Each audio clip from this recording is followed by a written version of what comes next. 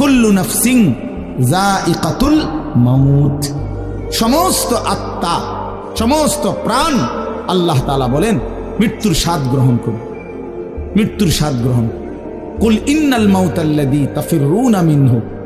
ফাইন্নাহু মুলাকীকুম, আল্লাহ তাআলা বলেন হে নবী আপনি বলে দেন ও দুনিয়াবাসী, মৃত্যু থেকে তোমরা যেখানেই পলায়ন করো না কেন,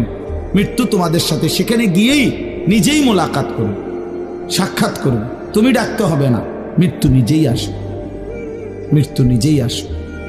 আইনামা তাকুনু ইউদরিকুমুল মাউতু ওয়ালাউ কুনতুম ফি বুরুজিন মুশাইয়াদা,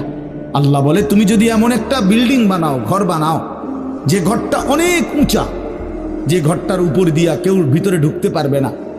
যে ঘরটার মধ্যে একটা ছিদ্র নাই, একদম আটকানো, তো এরকম একটা ছিদ্রবিহীন সুউচ্চ ঘরও যদি তুমি বানিয়ে